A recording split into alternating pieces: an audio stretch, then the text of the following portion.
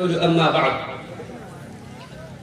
فإن خير الحديث كتاب الله وخير الهدي هدي محمد صلى الله عليه وسلم وشر الأمور محدثاتها وكل محدثة بدعة وكل بدعة ضلالة وكل ضلالة في النار. أعوذ بالله من الشيطان الرجيم. بسم الله الرحمن الرحيم. إن الصلاة كانت على المؤمنين كتابا موقوتا.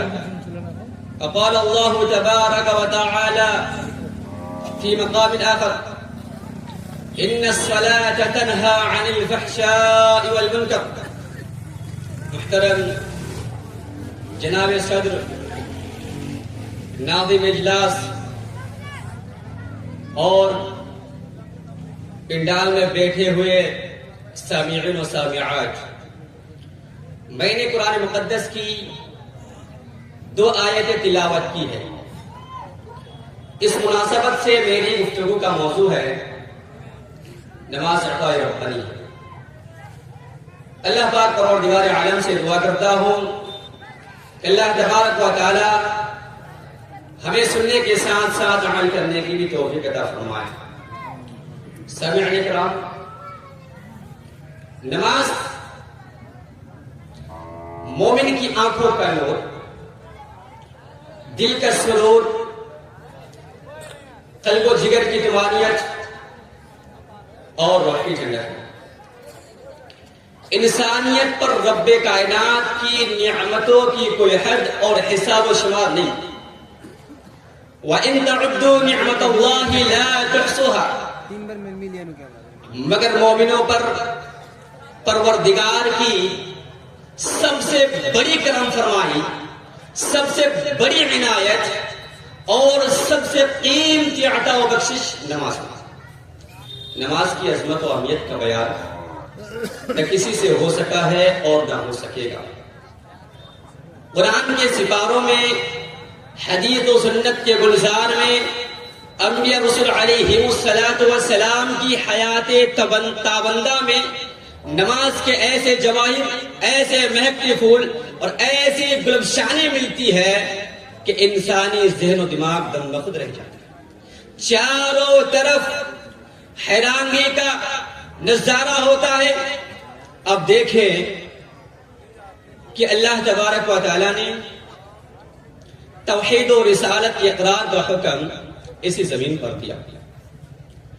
زکوٰۃ کی فرضیت اسی زمین پر نافذ کی گئی. حج کا انعام بھی اسی زمین پر دیا گیا. ماہ رمضان کے روزوں کے احکام، روزوں کی فرضیت اور احکام و فرامین کا گلدستہ ہم انسانوں کے ہاتھوں اسی زمین پر تھمایا گیا. مگر جب باری آئی نماز کی فرضیت کی تو رب کائنات نے چاہا کہ وہ اپنے قربت کے عظیم ترین وسیلہ و ذریعہ کو اپنے عاجز و بے بس انسانوں کو عطا کرے. تو رب کریم نے اپنے حبیب جناب محمد رسول اللہ صلی اللہ علیہ وسلم کو مہمان کی صورت میں عرش اعظم کے بالکل قریب و پاس بلا بھیجا. وہ اہتمام انتظام ہوا کہ فرشتوں کی آنکھیں بھی پھٹی کی پھٹی رہ گئی. صرف 2 کمان کا فاصلہ خالق و محبوب کے درمیان باقی رہا. اتنے میں خالق نے اپنی مخلوق کے لیے 5 گانا نمازوں کی فرضیت کا اعلان کر دیا اور فرمایا کہ نماز تو میرے بندے 5 وقت کی ادا کریں گے، لیکن میں اپنے بندوں کو 50 وقتوں کی نمازوں کا ثواب عطا کروں گا. میرے بھائیوں، یہ ہے اس نماز کی عظمت. اور یہ عظمت نہ کسی عیسائیوں کے نصیب میں آئی، نہ یہودیوں کے نصیب میں آئی، اور نہ صحف ابراہیم میں اللہ تبارک و تعالیٰ کی ایسی کرم فرمائی کا کوئی اعلان ہوا، اور نہ تورات کے صفحات میں اللہ رب العالمین کی شان کبریائی کا ایسا کوئی چلکتا جام نظر آیا. مگر قربان جاؤ رب کریم کی شان کرامت پر کہ جس سے پوری تاریخ انسان محروم رہی. مگر ہمیں اور ہم جیسے عاصیوں، گنہگاروں، نافرمانوں کو نماز جیسی عظیم عبادت و ریاضت کا تحفہ 7 آسمان کے اوپر سے نواز دیا.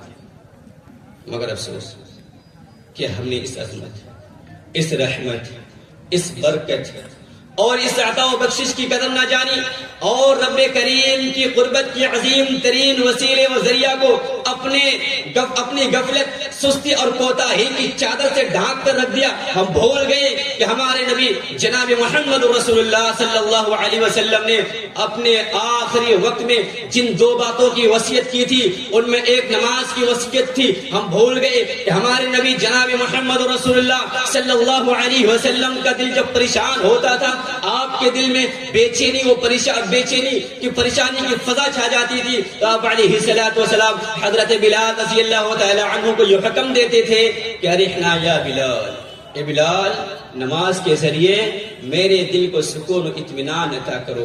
اے بلال صلاۃ کے ذریعے میرے دل کو سکون و اطمینان کی چادر عطا کرو. معلوم یہ ہوا کہ اللہ کے پیارے نبی جناب محمد رسول اللہ صلی اللہ علیہ وسلم کے مردہ بے چین دل کو سکون و اطمینان، چین و قرار، تب و تاب اور مسرت و شادمانی اسی نماز سے ملا کرتی تھی. اور آج ہمارا یہ حال ہے کہ ہمیں جب کوئی پریشانی پہنچتی ہے، ہمیں جب کوئی غم لاحق ہوتا ہے تو ہم گانے سننے لگتے ہیں، شراب پینے لگتے ہیں اور نہ جانے کیا کیا اعمال کرنے لگتے ہیں، اور ہم سوچتے ہیں کہ ان چیزوں کے ذریعے ہمارے دل کو سکون حاصل ہوگا. یاد رکھنا، اگر سکون حاصل کرنا چاہتے ہو، اپنے دل کو سکون و اطمینان پہنچانا چاہتے ہو تو مسجد کا رخ کرو، 2 رکعت نماز پڑھ کے سجدے میں جا کر اللہ تبارک و تعالیٰ سے دعا کرو. اس کے ذریعے تمہارے دل کو سکون ملے گا. اگر تمہارے بے چین دل کو سکون پہنچانا چاہتے ہو تو کثرت سے اللہ تبارک و تعالیٰ کو یاد کرو، کیونکہ اللہ تبارک و تعالیٰ نے قرآن حکیم کے اندر 2 ٹوک الفاظ میں بیان کر دیا. یاد رکھنا مسلمانوں، الا بذکر اللہ تطمئن القلوب. اگر تم دل کو سکون پہنچانا چاہتے ہو تو یاد رکھنا تمہارے دل کو سکون اطمینان صرف اور صرف نماز اللہ کے ذکر سے حاصل ہوگا. معلوم کیا ہوا کہ ذکر، اللہ کے ذکر سے ہمارے دل کو سکون اطمینان حاصل ہوتا ہے. اور اللہ تبارک و تعالیٰ نے ذکر و اذکار کو نماز کے ساتھ جوڑ کر فرمایا واقم الصلاۃ لذکری، واقم الصلاۃ لذکری، کہ میرے ذکر کے لیے نماز ادا کرو. معلوم یہ ہوا کہ اللہ تبارک و تعالیٰ کے لیے ذکر کرنا، نماز بھی اس کے لیے ضروری ہے. تو میرے بھائیوں، اللہ تبارک و تعالیٰ کو یاد رکھنا چاہتے ہو اور اپنے دل کو سکون اطمینان پہنچانا چاہتے ہو تو آج ہی سے نماز کی پابندی کر دو، آج ہی سے نماز کی پابندی کر دو. اور یاد رکھنا کہ اللہ کے نبی جناب محمد رسول اللہ صلی اللہ علیہ وسلم کے دل کو سکون اطمینان اسی نماز سے حاصل ہوا کرتا تھا. میرے بھائیوں، اسی طرح اللہ کے نبی جناب محمد رسول اللہ صلی اللہ علیہ وسلم کی نماز سے محبت کا یہ حال تھا کہ آپ علیہ الصلوۃ والسلام نماز میں اتنا لمبا قیام کرتے تھے، اتنا لمبا قیام کرتے تھے کہ آپ علیہ الصلوۃ والسلام کے مقدس پیر سوج جایا کرتے تھے. ایک مرتبہ اما عائشہ صدیقہ رضی اللہ تعالی عنہا نے آپ علیہ الصلوۃ والسلام سے پوچھا، اللہ کے رسول، اللہ تبارک و تعالیٰ نے آپ کے اگلے پچھلے تمام گناہوں کو معاف کر دیا ہے، آپ کے لیے جنت مقدر ہو چکی ہے، جنت آپ کا ٹھکانہ ہے، تو پھر آپ اللہ کی عبادت میں اس قدر مشقت و پریشانی اور تکلیف کیوں اٹھاتے ہیں؟ تو اللہ کے نبی جناب محمد رسول اللہ صلی اللہ علیہ وسلم نے فرمایا تھا افلا اکون عبدا شکورا، یا عائشہ کیا میں اللہ تبارک و تعالیٰ کا شکر گزار بندہ نہ بن جاؤں؟ مفہوم یہ ہوا کہ جب اللہ تبارک و تعالیٰ نے ہمارے اگلے پچھلے تمام گناہوں کو معاف کر دیا ہے، ہم معصوم عن الخطا ہے، اس کے بدلے میں ہمیں چاہیے کہ ہم بھی اللہ تبارک و تعالیٰ کے لیے زیادہ سے زیادہ نمازوں کا اہتمام کیا کریں. میرے بھائیوں، یاد رکھنا نماز بہت ہی عبادت ہے. نماز وہ ہم عبادت ہے جس کی ادائیگی کا حکم اللہ تبارک و تعالیٰ نے پورے کلام مقدس کے اندر 286 آیتوں کے اندر دیا ہے. اور اللہ کے پیارے نبی جناب محمد رسول اللہ صلی اللہ علیہ وسلم نے اپنی انگنت احادیث میں نماز کی تلقین فرمائی ہے. اگر یہ نماز اتنی ہم عبادت نہ ہوتی تو سورۃ البقرہ آیت نمبر 3 میں نماز کو اچھے سچے نیک بندوں کی 6 خصوصیات میں سے قرار کیوں دیا جاتا؟ سورۃ البقرہ آیت نمبر 43 میں واقیموا الصلاۃ وآتوا الزکاۃ، واقیموا الصلاۃ وآتوا الزکاۃ وارکعوا مع الراکعین کہہ کر نماز کا واجبی حکم کیوں دیا جاتا؟ سورۃ البقرہ آیت نمبر 45 میں واستعینوا بالصبر والصلاۃ کے ذریعے اللہ کی مدد اور نصرت کو نماز اور صبر کے ساتھ کیوں جوڑا جاتا؟ میرے بھائیوں، دنیا کی صورتحال سے آپ اچھی طرح واقف ہیں کہ دنیا اپنی تمام تر وسعت و کشادگی کے باوجود ہم مسلمانوں پر تنگ ہو گئی ہے، اور اتنی تنگ ہو گئی ہے کہ ہمارے لیے سانس لینا بھی دشوار ہو گیا ہے۔ آج دیکھیے، ہماری مسجدیں محفوظ نہیں، ہمارے مدارس کو بند کرنے کی باتیں ہوتی ہیں، ہمارے گھروں کو توڑا جاتا ہے، ہمارے مسلم قوم کے نوجوانوں کو پکڑا جاتا ہے اور جے شری رام کے نعرے لگانے پر مجبور کیا جاتا ہے، اور نہ لگانے پر موت کے گھاٹ ہمیشہ کے لیے اتار دیا جاتا ہے۔ تو میرے بھائیوں، ایسی صورت میں ہم جس چیز کی سب سے زیادہ ضرورت ہے وہ ہے اللہ تبارک و تعالیٰ کی مدد اور نصرت، اور یاد رکھنا کہ اللہ کی مدد اور نصرت صرف اور صرف نماز ہی سے حاصل ہو سکتی ہے۔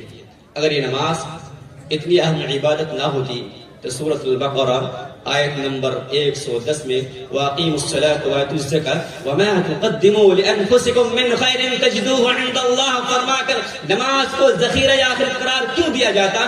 سورۃ البقرہ آیت نمبر 153 میں یا ایھا الذین آمنوا استعینوا بالصبر والصلاۃ کی صلاۃ کیوں لگائی جاتی؟ سورۃ البقرہ آیت نمبر 177 میں، آیت نمبر 177 میں وَأَقَامُوا الصَّلَاةَ وَآتَوُا الزَّكَاةَ وَالْمُوفُونَ بِعَهْدِهِمْ إِذَا عَاهَدُوا کا ارشاد ربانی یہ کیوں کر سناتا کہ جو بندہ نماز پڑھتا ہے، نمازوں کا اہتمام کرتا ہے، نماز کو پابندی کے ساتھ ادا کرتا ہے، زکات ادا کرتا ہے اور وعدہ کو پورا کرتا ہے، وہ اللہ کے سچے اچھے اور نیک بندوں میں سے ایک ہے۔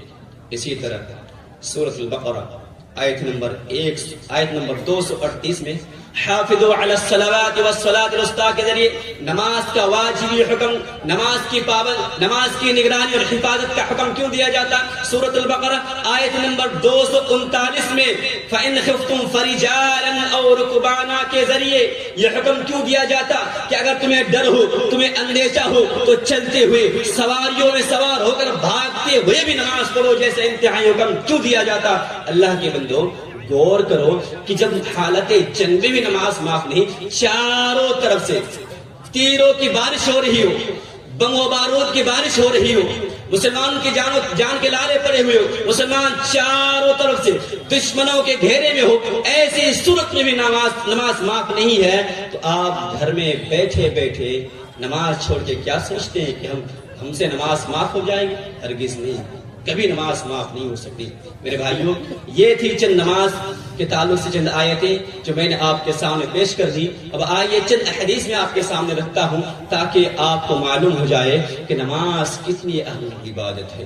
نماز وہ عبادت ہے میرے بھائیوں، صحیح بخاری حدیث نمبر 660، صحیح مسلم حدیث نمبر 1031 کے اندر قیامت کے دن اللہ تبارک و تعالی اپنے عرش کے سائے تلے 7 قسم کے افراد کو جگہ دے گا۔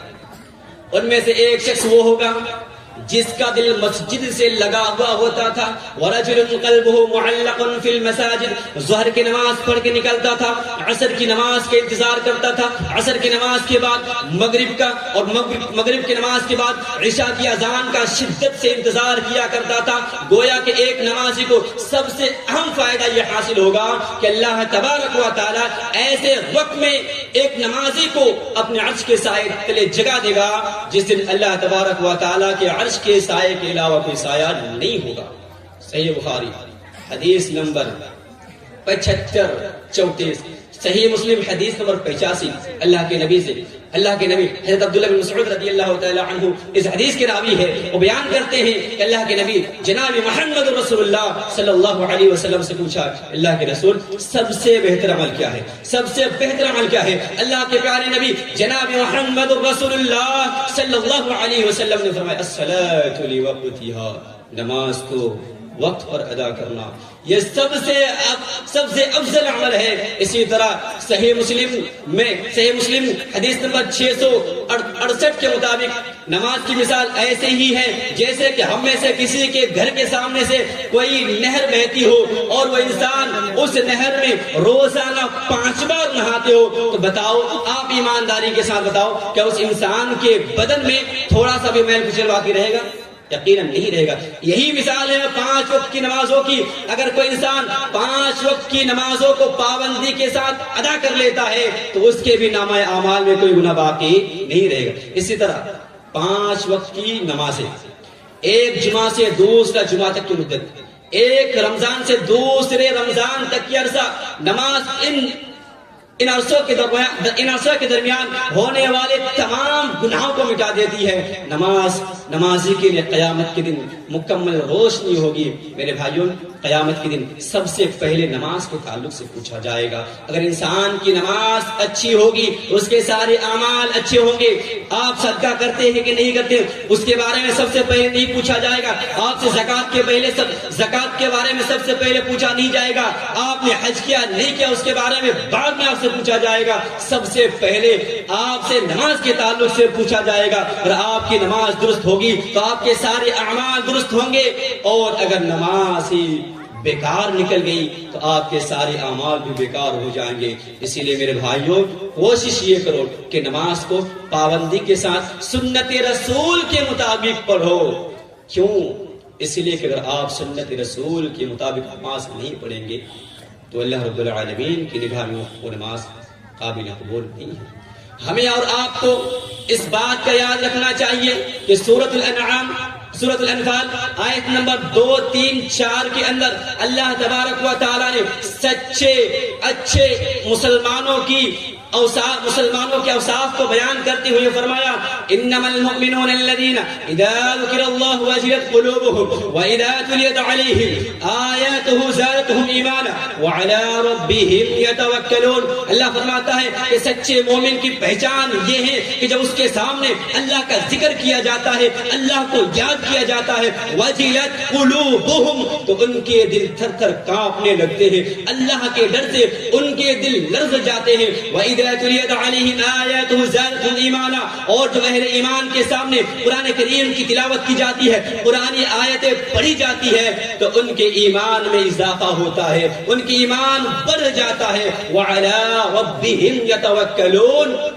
اور وہ ہر حال میں اللہ تبارک و تعالیٰ پر ہی توکل کرتا ہے۔ میرے بھائیوں، اس آیت کریمہ سے ہمیں معلوم ہوا کہ اہل ایمان کا دل ایسا ہوتا ہے کہ جب اللہ تبارک و تعالیٰ کا ذکر اس کے سامنے کیا جاتا ہے تو تھر تھر کانپنے لگتے ہیں۔ پھر اللہ تبارک و تعالیٰ نے چند مزید اوصاف کو بیان کرتے ہوئے فرمایا، الذین یقیمون الصلاۃ ومما رزقناہم ينفقون، اہل ایمان کی پہچان یہ ہوتی ہے وہ نماز قائم کرتے ہیں، نمازوں سے بھاگتے نہیں ہماری طرح اور آپ کی طرح، بلکہ نماز کی پابندی کرتے ہیں، اور اللہ تبارک و تعالیٰ نے انہیں جو مال و دولت سے نوازا ہے، جن رزقوں سے نوازا ہے، ان میں سے اللہ تبارک و تعالیٰ کے لیے خرچ کرتا ہے۔ پھر اللہ تبارک و تعالیٰ نے ایسے ہی لوگوں کو ایمان کی شہادت دیتے ہوئے فرمایا، اولئک هم المؤمنون حقا، یہی لوگ سچے مسلمان ہیں۔ پھر آگے اللہ تبارک و تعالیٰ نے مزید ان کی حوصلہ افزائی کرتے ہوئے فرمایا، لہم درجات عند ربہم ومغفرۃ رزق کریم، کہ ان کے لیے ان کے رب کے پاس مغفرت ہے، جنت ہے، اونچے درجات ہے اور پاکیزہ رزق ہے۔ میرے بھائیوں، ہمیں بھی چاہیے کہ ہم بھی اللہ تبارک و تعالیٰ کے لیے نمازوں کی پابندی کریں، اور جب قرآن کریم کو سنیں تو ہمارے اندر بھی ایسی صفت پیدا ہونی چاہیے کہ ہمارے دل بھی اللہ تبارک و تعالیٰ کے خوف سے لرز اٹھے۔ آپ کو بھی بتاؤں، حضرت ابوبکر صدیق، حضرت عمر فاروق رضی اللہ تعالیٰ عنہ کے سامنے جب کسی نے یہ آیت کریمہ پڑھی، ان عذاب ربک لواقع ما له من دافع، یقیناً تیرے رب کا عذاب واقع ہونے والا ہے، اسے کوئی ٹال نہیں سکتا، کوئی ہٹا نہیں سکتا، تو حضرت عمر فاروق رضی اللہ تعالیٰ عنہ بے ہوش ہو کر زمین پر گر پڑے، اور تقریباً 1 ماہ تک مسلسل بیمار ہے۔ اور آپ نے حضرت عثمان غنی رضی اللہ تعالیٰ عنہ کے بارے میں یہ واقعہ بڑا مشہور ہے، آپ نے سنا ہوگا کہ حضرت عثمان رضی اللہ تعالیٰ عنہ کے سامنے جب کسی قبر کا تذکرہ ہوتا تھا تو حضرت عثمان رضی اللہ تعالیٰ عنہ رونے لگتے تھے۔ ان سے پوچھا گیا کہ آپ کے سامنے جنت و جہنم کا تذکرہ ہوتا ہے، میدان محشر کی ہولناکیوں کا بیان ہوتا ہے، آپ اس پر اس قدر نہیں روتے جتنا قبر کو دیکھ کر روتے ہیں۔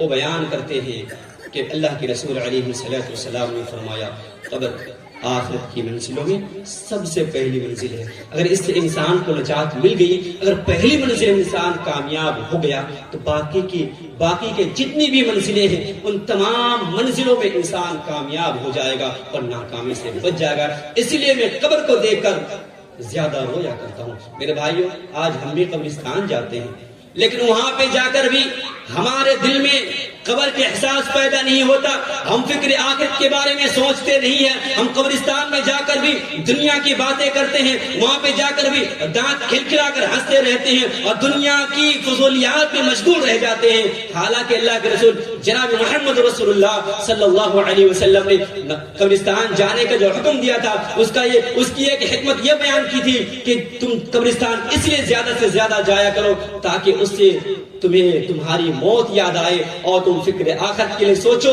اور نیک اعمال کرو۔ میرے بھائیوں 2-3 منٹ کے بعد میں اپنی باتیں ختم کر دوں گا۔ جو بے نمازی ہیں انہیں ہمیشہ سورۃ المدثر کی ان 5-6 آیتوں کو یاد رکھ لینا چاہیے۔ اللہ تبارک و تعالی ارشاد فرماتا ہے کہ جب جنتی جہنم میں چلے جائیں گے، جنتی جنت میں چلے جائیں گے، جہنمی جہنم میں چلے جائیں گے، تو ان دونوں کے درمیان آپسی میں جو گفتگو ہوگی اس گفتگو کو اللہ تبارک و تعالی نے ان آیتوں میں بیان کر دیا اور فرمایا ما سلککم فی سقر۔ ایک جہنمی جب جہنم میں چلا جائے گا تو جنتی پوچھے گا ما سلککم فی سقر، تم نے کون سا ایسا جرم کیا تھا دنیا کے اندر جس کی پاداش میں تمہیں جہنم میں پھینک دیا گیا ہے۔ وہ کئی اسباب کئی جرم بیان کریں گے، ان میں سے سب سے پہلا جرم یہ بیان کریں گے قالوا لم نک من المصلین، ہم دنیا میں نمازی نہیں تھے، ہم مسجد کے دروازے پر بیٹھے ہوئے رہتے تھے، مسجد کے مینار سے آواز آتی تھی اللہ اکبر اللہ اکبر، تو ہم ایسے بھاگتے تھے جیسا شیطان بھاگتا ہے۔ تو اللہ تبارک و تعالیٰ نے ہمیں جہنم میں پھینک دیا۔ اس کے بعد دوسرا جرم یہ بیان کرے گا لم نکن نطعم المسکین، ہم مسکینوں کو کھانا نہیں کھلاتے تھے۔ اللہ تبارک و تعالیٰ نے ہمیں مال و دولت سے نوازا تھا، ہم خود پیٹ بھر کے کھاتے تھے، مگر ہمارے پڑوس میں ایک مساکین قسم کے لوگ رہا کرتے تھے، ہم انہیں کھانا نہیں کھلاتے تھے۔ تو اللہ تبارک و تعالیٰ نے ہمیں جہنم میں ڈال دیا۔ تیسرا جرم یہ بیان کریں گے وَكُنَّا نَخُوضُ مَعَ الْخَائِضِينَ، اور ہم بکواس کرنے والوں کے ساتھ بکواس کیا کرتے تھے۔ قرآن حدیث کی باتیں ہوتی تھی، ہم میلوں میں ٹہل رہے ہوتے تھے، قرآن حدیث کی باتیں ہوتی تھی، ہم موبائل دیکھنے میں مشغول رہ جایا کرتے تھے، ہم کتاب و سنت کی باتیں ہوتی تھی اور آپسی گفتگو میں مشغول رہ جایا کرتے تھے۔ میرے بھائیوں تیسرا جرم یہ بیان کرے گا کہ ہم بکواس کرنے والوں کے ساتھ بکواس کیا کرتے تھے۔ چوتھا جرم یہ بیان کرے گا وَكُنَّا نُكَذِّبُ بِيَوْمِ الدِّينِ، اور ہم آخرت کے دن کو جھٹلایا کرتے تھے۔